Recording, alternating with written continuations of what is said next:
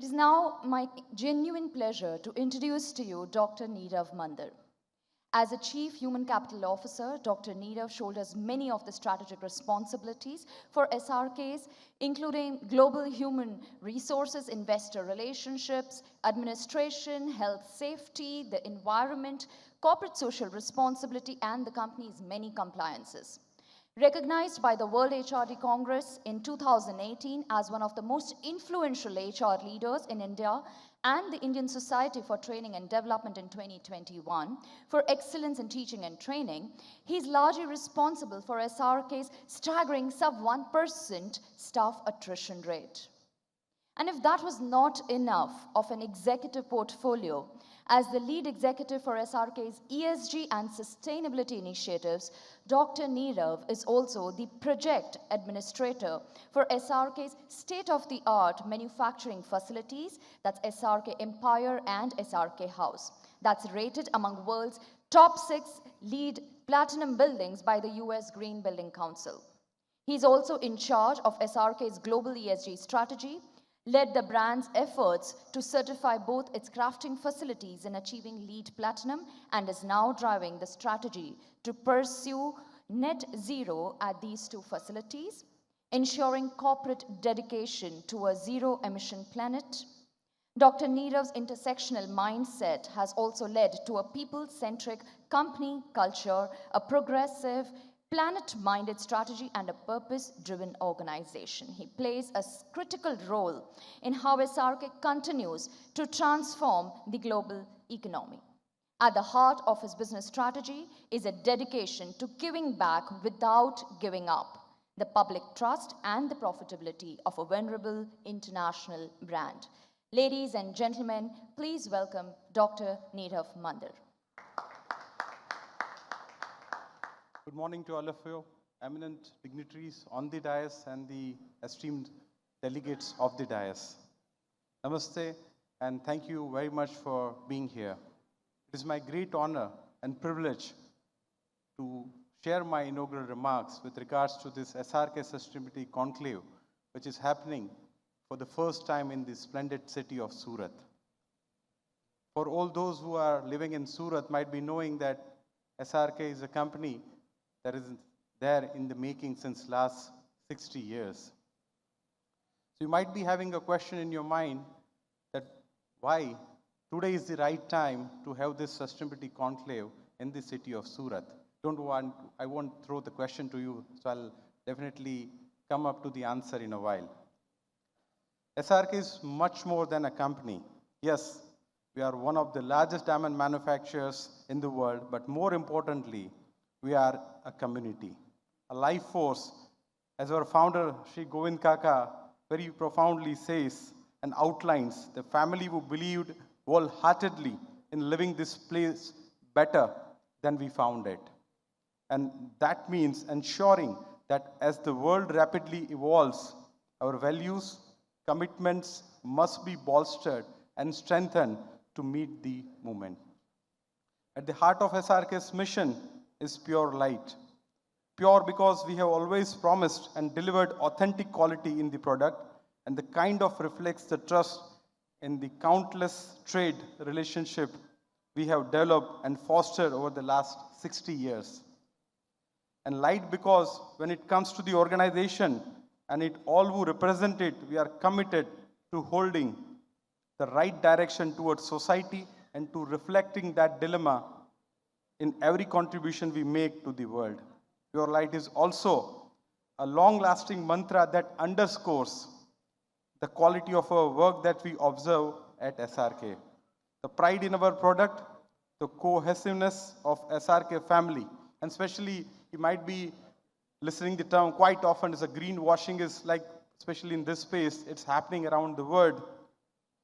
To manifest more upon the ESG carbon neutrality and the sustainability part, the pursuit of a net zero India and beyond. In my decade and a half journey at SRK, I have thoroughly witnessed SRK's benchmarking leadership in the space of environment, social and governance. We are not only proud and certified member, and my good friend Mr. Kinjal Sai is representing RJC over here. So we are not only a proud member of RJC, but SRK is also the first diamond crafting facility to be part of their sustainability task force led by the mission of the United Nations Sustainability Development Goals. And furthermore, you all would be more appreciating that UN's SDGs 17, they have established the 17 goals. So out of the 17, we have already attained and doing our best for the 14 goals out of 17. And 3 goals, we are working upon it. It's a long way. And as I mentioned earlier, it's a continuous journey. But if we are one of the things which cannot be done in the vacuum, you know what else can be done in the vacuum. And that is the net zero target. All of you are here today to know that if we can put our heads and hearts together, and if we can collaborate with the very people in this room, then we can realize that net zero emissions goal far or sooner than we ever dreamed possible. And by doing that, we can serve as an international example of compassion, of urgency, and the excellence in the unprecedented crisis. Throughout our inaugural summit, we do have the esteemed speakers, leaders, experts, and my colleagues would be talking about the nuts and bolts of the ESG and net zero journey. What we hope to achieve today is to bring awareness to the pioneering work being done in the ESG compliance and reporting, decentralization data, storytelling, and its role amplifying sustainability efforts, alignment with the 2030 targets, and most pressingly, decarbonizing existing assets right at the beginning. Our first esteemed guest of honor, Mahesh Ramanujamji, often says, what gets measured gets done. What gets done gets improved. What gets improved gets replicated. And what gets replicated change and transform the market and the business.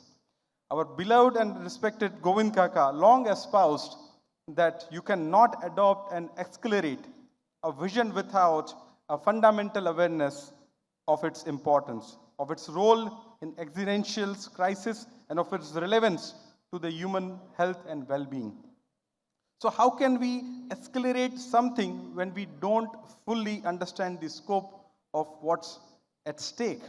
In the mindset of the pandemic, I gave some thought to what's there at that stake in all these efforts. I was asked about to correlate between my role at SRK and my passion at astrophysics.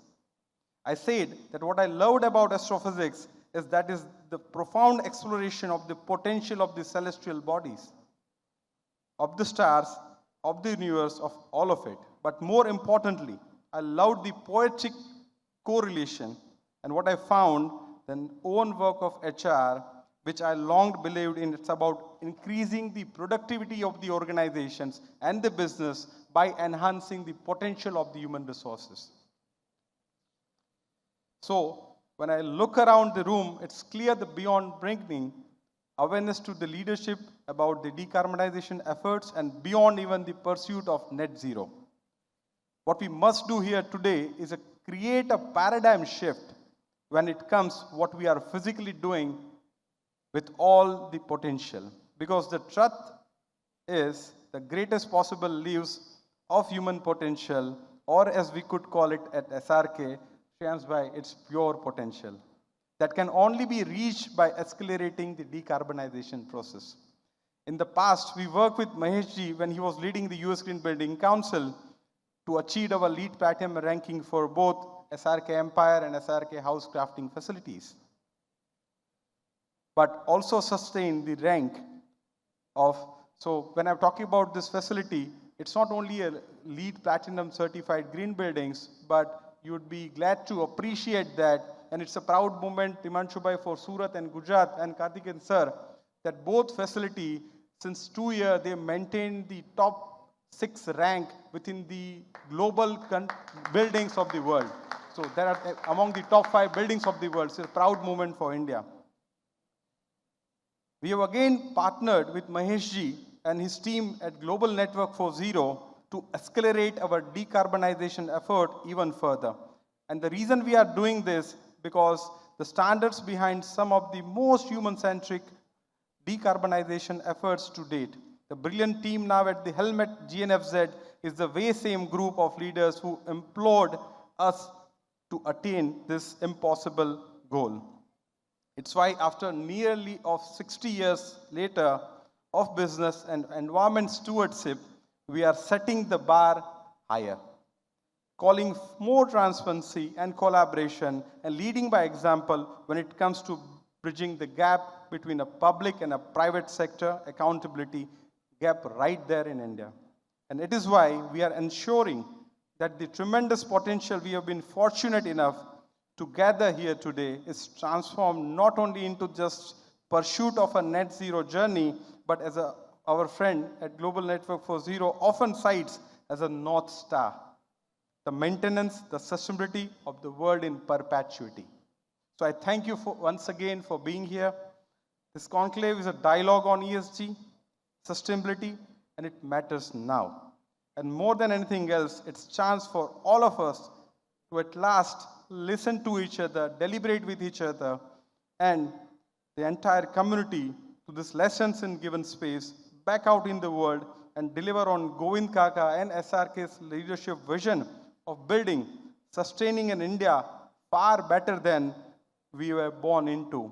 And I'll conclude my remarks by saying that sustainability, if we talk about, it is no longer about doing less harm, but it is about doing more good. Thank you very much.